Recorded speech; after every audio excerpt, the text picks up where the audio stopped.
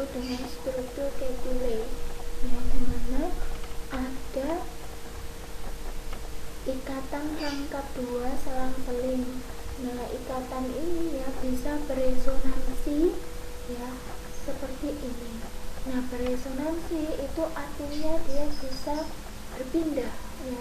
Jadi struktur ini sama dengan struktur ini ya, atau dia bisa beresonansi. Nah, kemudian ada posisi-posisi substituen pada benzena. Misalnya ini ada pada posisi 1 dan posisi 2, maka disebut dengan orto. Nah, jika substituen ada pada posisi 1 dan 3, maka disebut dengan meta.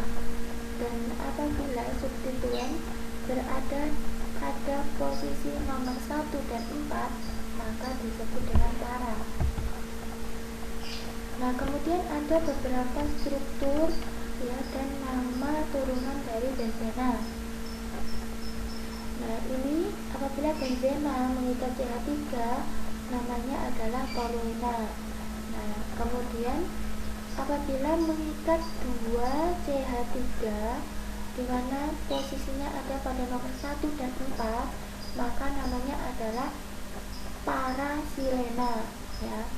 Kemudian apabila mengikat CH3 rangkap 2 CH rangkap 2 CH2 ya, namanya adalah stirena. Nah, dan apabila mengikat NH2 namanya adalah anilina. Nah, begitu selanjutnya bisa kalian baca sendiri. Nah, kemudian tata namanya. Nah, ini ada fenil ya, fenil C6H5. Nah, tergantung apa yang diikatnya ya. Fenil, terus kemudian ini adalah substituen yang diikatnya. Nah, apabila bentuknya seperti ini, jadi benzena mengikat CH2, nah ini namanya benzil ya, tergantung nanti apa yang diikatnya. Nah, misalnya ini adalah fenil ya, rumus sampai sini ini adalah fenil, kemudian mengikat Br, maka namanya adalah fenil bromida. Nah, ini contohnya. Apabila ini ya hanya sampai sebelah sini, maka namanya adalah benzil. Tapi kalau ditambah dengan amina, jadi namanya adalah benzil amina ya. Nah, kalau misalnya terdapat dua substituen ya, atau yang mengikat dua substituen ya seperti tadi, maka posisinya dinyatakan dengan awalan orto, meta, atau para ya. Tapi kalau lebih dari 2 maka tidak berlaku.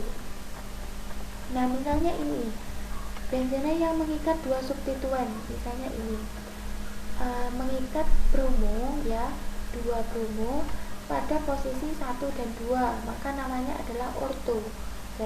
Jadi namanya adalah orto atau disingkat O di bromo, karena ada 2 bromo, jadi di bromo benzena. Nah, kemudian ini mengikat NH2 dan Cl2. Nah, tadi benzena yang mengikat NH2 itu namanya adalah anilina ya, atau anilin. Nah, karena dia mengikat Cl ya, dan posisinya ada pada posisi 1 dan 3, maka namanya adalah metafluoroanilina. Kemudian ini ya, benzena yang mengikat OH saja itu namanya adalah fenol. Nah, apabila mengikat NO2 ya, jadi posisinya 1 dan 4, namanya adalah para nitrofenol. Nah ya, kalau misalnya terdapat 3 substituen, berarti orto, meta, para itu tidak dipakai lagi, diganti dengan menyebutkan angka di mana letak substituennya. Nah, kemudian ada prioritas penomoran untuk beberapa substituen ya. Misalnya ini COOH itu lebih prioritas daripada SO3H. Jadi nanti penomorannya dimulai dari substituen yang lebih prioritas gitu ya. Kemudian ada reaksi-reaksi penting dari benzena. Yang pertama yaitu halogenasi. Halogenasi yaitu dari kata halogen, berarti dia penambahan unsur halogen ya. Misalnya ini ya, ini adalah benzena ya, cuma ini hanya dikeluarkan satu ya. Sebenarnya ini kalau misalnya strukturnya kan sama kayak gula tadi ya. Nah ini hanya dikeluarkan satu ya. Nah mengikat Cl2 dengan bantuan besi 3 halida, maka akan menjadi seperti ini ya, akan menjadi H nya ya disubstitusi dengan Cl. Kemudian nitrasi. Nah ya, benzena bereaksi dengan asam nitrat pekat dengan katalis asam sulfat pekat membentuk nitrobenzena ya. Jadi ini bereaksi dengan asam nitrat pekat ya, ini dibantu oleh H2SO4 nanti akan membentuk nitrobenzena. Jadi H yang di sini digantikan dengan NO2. Kemudian sulfonasi ya. Nah apabila ada benzen dipanasi ya dengan asam sulfat pekat ya, jadi benzen bereaksi dengan asam sulfat pekat dengan bantuan panas nanti akan membentuk seperti ini. Jadi H nya itu digantikan dengan SO3H. Kemudian alkilasi ya, alkilasi. Jadi alkilasi itu dari kata alkil ya, yaitu alkil CH3, C2H5 dan selanjutnya ya. Apabila benzena ya, dia bereaksi dengan alkil halida dibantu dengan aluminium klorida nanti akan menghasilkan benzena yang mengikat alkilnya apa ya. Kalau di sini CH3 berarti di sini ada CH3. Kalau di sini C2H5 berarti di sini juga C2H5.